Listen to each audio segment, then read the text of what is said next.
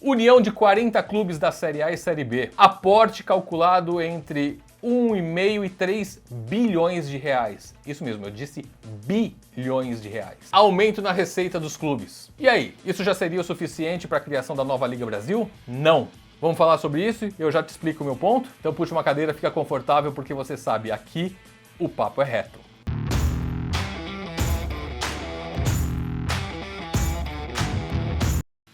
Muito bem, pessoal, como eu sempre digo aqui, se você curte esportes, futebol especialmente, considere ir lá no final do vídeo, deixar um like pra gente, se inscrever aqui no canal. E acima de tudo, mesmo que você não curta, deixa o dislike, mas aproveita o espaço de comentários aqui e deixa a sua opinião, a sua reflexão sobre o que é discutido.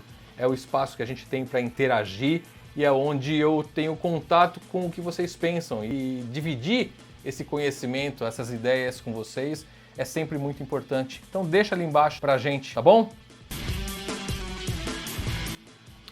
Muito bem, pessoal, como vocês já sabem, os 40 principais clubes do futebol brasileiro, os 20 da Série A mais os 20 da Série B, se juntaram, se uniram para criar uma nova liga, a Liga Brasil, e com isso querem administrar, participar da organização do futebol brasileiro, especialmente do Campeonato Brasileiro. Além disso, querem mais voz, querem mais poder na eleição da CBF. Eu já fiz um vídeo sobre isso, explicando as pretensões dos clubes, como que funciona a eleição na CBF, a diferença de peso dos votos das federações para os clubes da Série A e os clubes da Série B. Eu vou deixar no card aqui em cima para vocês. Quem tiver curiosidade, dá um pulinho lá que tem mais detalhes sobre isso. E a novidade agora é que essa organização de clubes começou a receber propostas de empresas que querem participar da organização e da promoção da nova liga. 3 propostas já foram apresentadas aos clubes. A gente tem alguns detalhes de 2 delas. Então eu vou pedir licença para os amigos do Globoesporte.com, do GE.com, que publicaram alguns detalhes dessas 2 propostas. A primeira é da empresa KPMG e a segunda, a gente não tem o nome da empresa aqui, mas ela é comandada pelo Flávio Sveiter, que é o filho do Luiz Sveiter, aquele famoso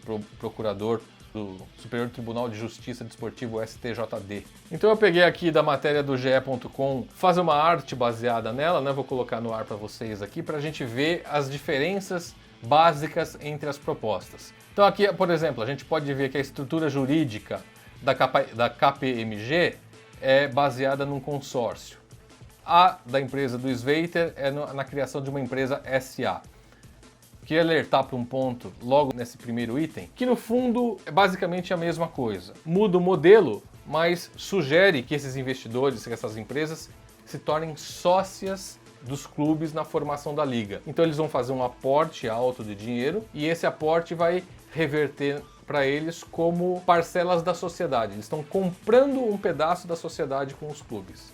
E lá na frente, evidentemente, eles vão repartir com os clubes os lucros de todo esse processo. Então o segundo item aqui é a captação estimada de investidores. Quanto que eles acham que eles conseguem buscar no mercado com a formação da liga? A KPMG calcula entre 1,5 e 3 bilhões de reais. A empresa comandada pelo Sveiter calcula em 750 milhões de dólares. Hoje, 3,7 bilhões. É esse dinheiro que eles querem dividir ali com os clubes, uma espécie de luva, um adiantamento para seduzir os clubes a aceitar esse novo sócio. Lembrando, sempre, lá na frente, quando der lucro, quando tiver dinheiro entrando, o dinheiro vai ser distribuído entre os clubes e entre o novo sócio. Então é um a mais para dividir o bolo lá na frente. Promete multiplicar receitas do clube? Sim e sim. Claro, minha gente, se lá na frente eles vão ter mais uma boca para alimentar, vamos dizer assim, mais um para dividir o bolo, é evidente que essa receita tem que aumentar e tem que aumentar bastante para justificar a aceitação de um sócio. O que adianta a receita ficar igual e lá na frente só ter uma boca a mais para alimentar? Ou seja, o valor dividido para todo mundo, o valor unitário vai ser menor. Por isso que a receita tem que crescer consideravelmente, para compensar a entrada de um novo sócio. Propõe alterar o calendário? A KPMG não e a empresa do Sveiter sim. E qual que é a alteração básica desse calendário? Campeonato Brasileiro disputado apenas nos finais de semana. Meio de semana é reservado para as Copas. Seja a Copa do Brasil, seja a Copa Sul-Americana, seja a Copa Libertadores da América. Essa é a grande mudança de calendário.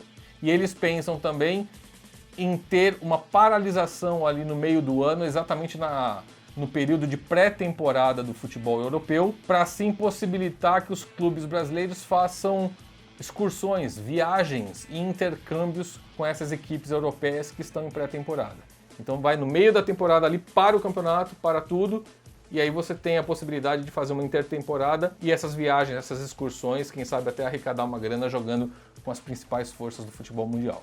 Detalhamento, detalhou distribuição de receitas? A KPMG não e a Sveiter sim. Então é algo que naquele vídeo que eu deixei aqui no card para vocês, a gente já explica um pouco também. Parte é dividido em valores iguais, parte obedece o critério de colocação da equipe no último campeonato. Já o pay-per-view é dividido na sua maioria por meio das vendas de pacote. Então tem vários critérios de distribuição de dinheiro nessa divisão do montante. Pretende mudar o número de rebaixados? KPMG não e a da Sveiter sim.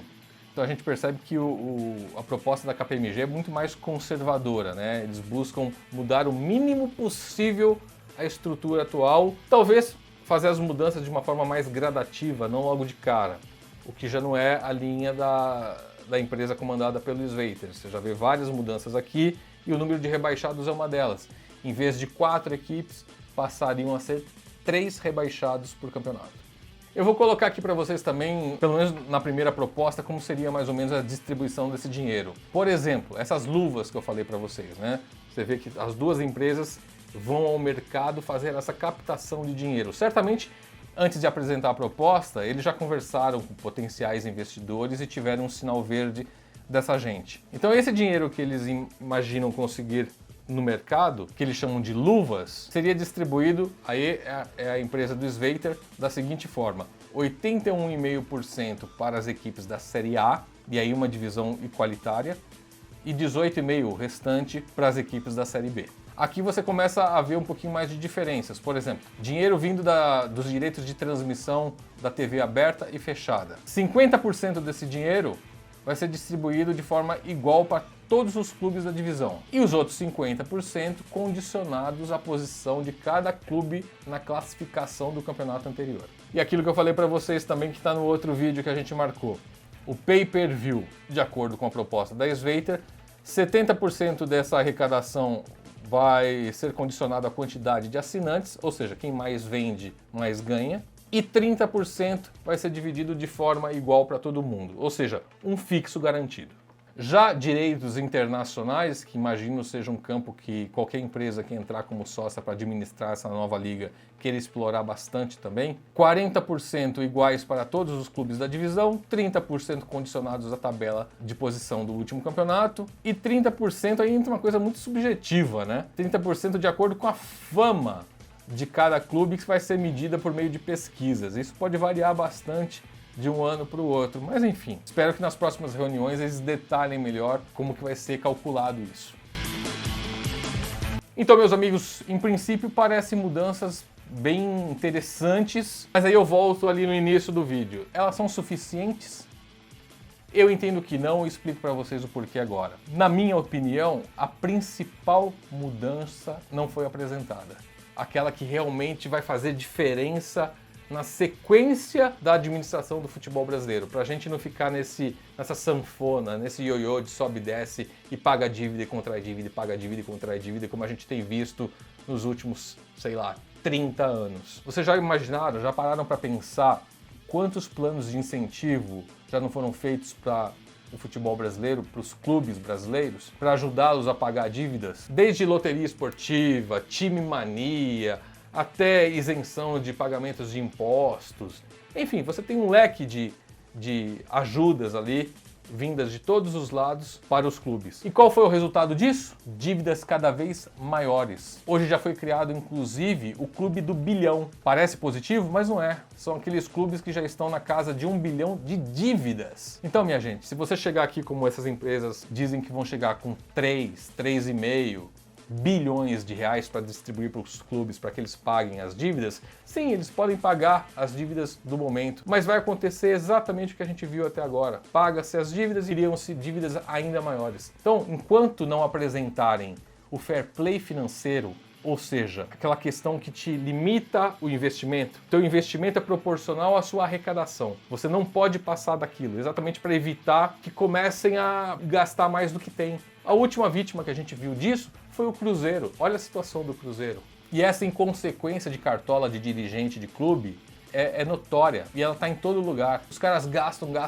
muito mais do que tem e deixam para o presidente seguinte arcar com esses custos, tentar administrar. E o que o cara faz? Faz mais dívidas ainda. Então, minha gente, não tem jeito. Enquanto alguém não apresentar no meio de tantas ideias o fair play financeiro, o limite de gastos, eu imagino que nada disso vai dar certo. No primeiro momento, pode ser que crie até aquela comoção, o pessoal fica animado, imagina, bilhões entrando de uma vez. Mas no médio e longo prazo, a gente só está cavando um buraco ainda mais fundo. Mas enfim, o que vocês pensam sobre tudo isso? Como eu sempre falo, aproveitem os espaços de comentários aqui, deixem suas opiniões, suas reflexões sobre o que a gente colocou aqui. Vocês concordam? Vocês discordam? Concordam por quê?